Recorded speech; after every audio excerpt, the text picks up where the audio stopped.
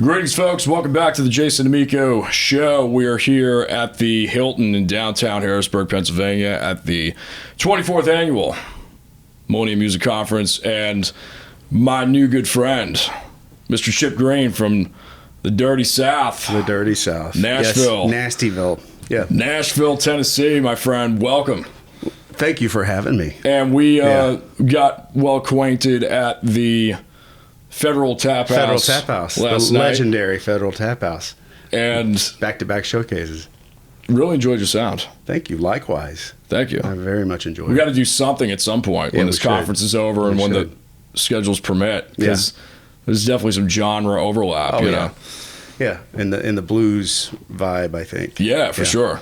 So tell me a little bit about beginning stages for you. We don't have much time because, you know, it's the nature of the beast. But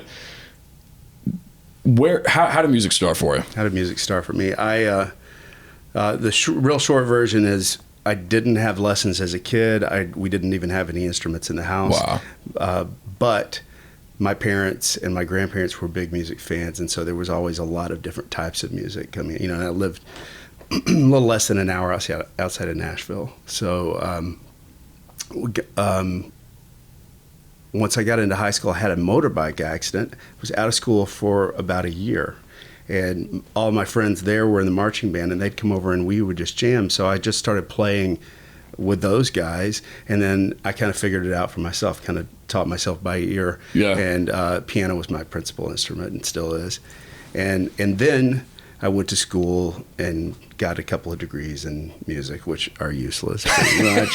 But hey, you know, it's the experience, right? Right. So, anyway, now I know what all the theory stuff is, and it's important. It can be. It really can. It can make your songwriting more interesting, for sure. Take money out of your bank account because you're writing songs with more than 4 chords. Exactly. And also, like I feel like, you know, one's writing is maybe more interesting when you don't have a clue what you're doing. You know, because you're like, ooh, that chord sounds cool. Yeah. Instead of thinking, well, that's the relative minor in the key of D major. This is not a 2-5-1. Right. But anyway, so I moved to Nashville, worked in the industry for the better part of a decade, not doing a lot of recording and writing. And then I said, what the hell? Quit my day job on Music Row, and I used to work for Nashville Songwriters Association. I worked for 615 Music, which is now Warner Chappell. Yeah.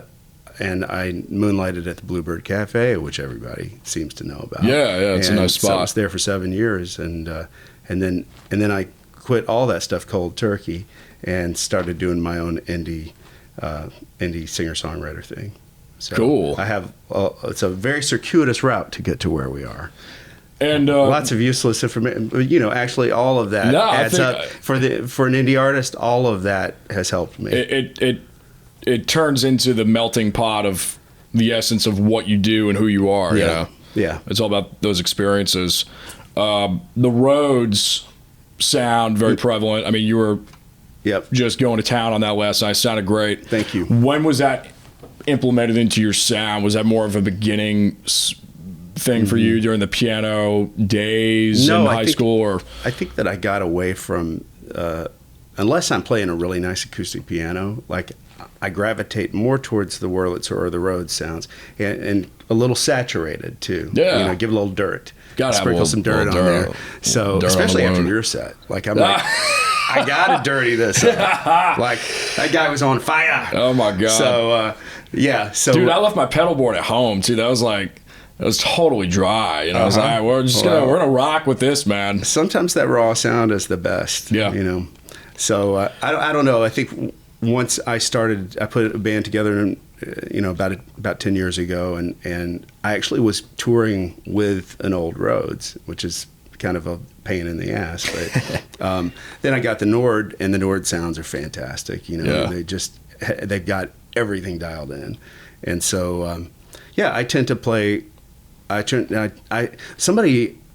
some shows in Europe, in the UK a couple of years ago, and one of the musicians at one of the gigs came up to me and he said, you know, you play like a Rhodes player, you don't play like a piano player. And I'm like, I never thought about that. It's the way you attack the keys, it's a touch. how long you hold the keys, what you're expecting, how long, you know, it's like everything. And so I guess I really am more of a Rhodes and Wurlitzer player than a piano player. I've got to play a piano tonight at Carly's.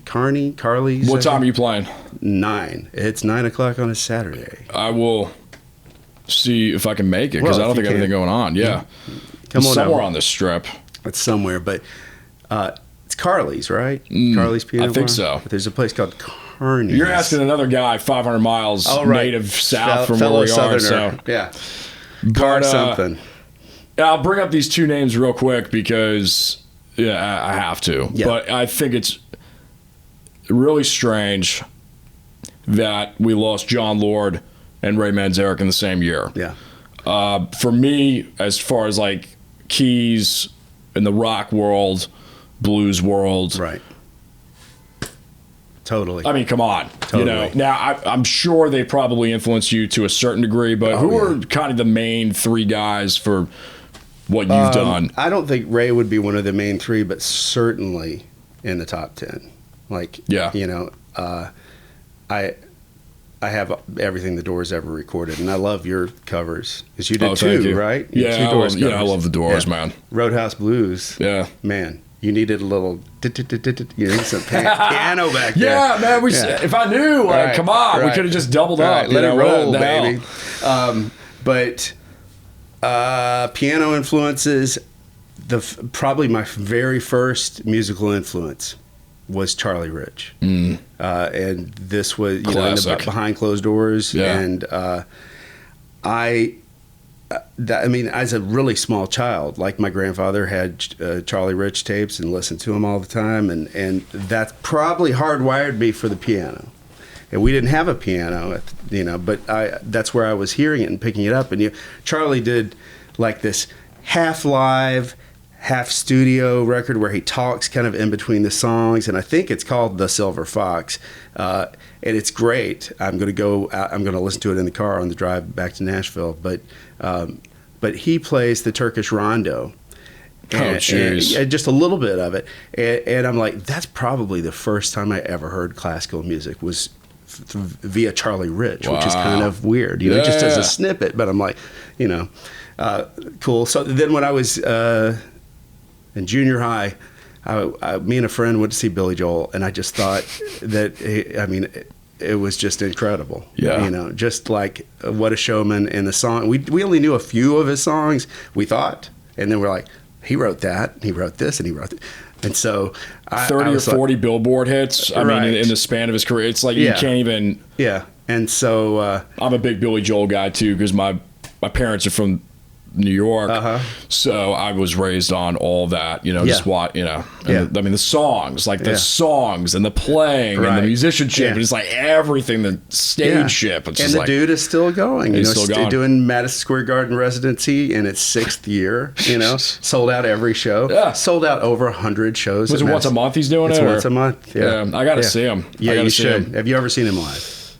No, not live. I mean, oodles of tapes over the years, but well, go to a show. You'll thank me later. I mean, it's really great, and I've been fortunate enough to get to know one of the members in his band pretty well, and sometimes I get to hang with them. Cool. Sometimes after the show, which is I actually got to sit with Billy at a table in the middle of the night after they played SunTrust Park outside of Atlanta.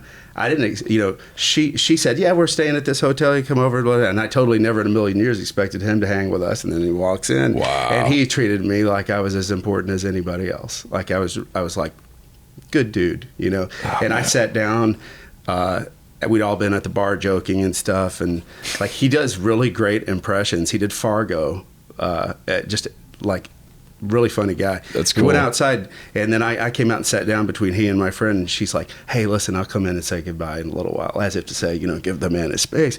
And he leaned over, grabbed my shoulder and said, sit down, you don't need to go anywhere. That's You're awesome, good. man. Yeah. And then he and I sat and talked about Winwood and Ray Charles and women, and like, damn, he just talked to me like I was a friend, That's so cool. Yeah, really, really cool. So definitely Billy for keys, and I love Roy Bittan, from the East Street Band. Totally different style. Absolutely. I'm very influenced by that Northeastern singer-songwriter thing. So maybe more so than the keyboard. Piano, keyboards happens to be my delivery system, happens to be the way that I get my songs written. I wouldn't say that I'm like a soloer or a virtuoso in the style of those guys. Like, I always liken myself kind of to Jackson Browne, not to knock Jackson's piano playing, but like, he does supports the song. Right, supports the song. He's not, taking you on some kind of musical journey with solos. He's just supporting the song, and that's kind of how I play. I do play a solo here and there, but anyway, kind of a meat and potatoes player. Let me ask you this as we kind of wrap up. What if you go back in time to your 15-year-old self, knowing what you know now? From a songwriting perspective, artist perspective, whatever, what would you tell them?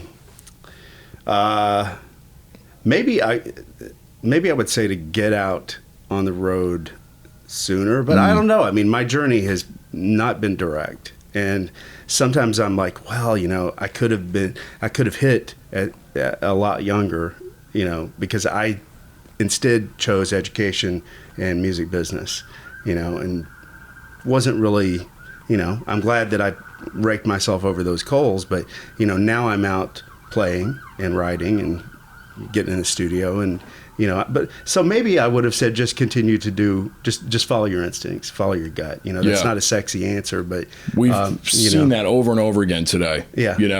Yeah. It was a similar answer. Yeah, really just trust yourself, trust your influences, trust the way that you write. It's especially when you're younger, it's very common for people to say, well, that's not really, that's not the kind of song that's going to work in this context, and you listen to all these different voices when really you need to be listening to you. Yeah. So that's what I would say for sure. Well, dude, thanks so much for your time. Real quick, just social media plugs. We'll have it in the description box and all of that, but take 20 seconds here to just. Everything is Chip Greene, ChipGreene, and it's at Chip Greene, Instagram, Twitter, Facebook, YouTube. I think is Chip Greene 1. Ooh, because I think there was another. There was an imposter. Little sneak. Yeah. Well. But anyway, yeah. He doesn't play. He doesn't play Rhodes. No, he doesn't. But it'd be funny if he did. Yeah, and then I'm on Spotify and Apple and all that other junk, Amazon, whatnot. Yeah. It's everywhere. Cool, it's everywhere. Man. Go listen, stream it. I need the pennies.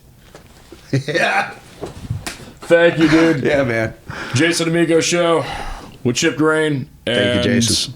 We are out. Thank you so much.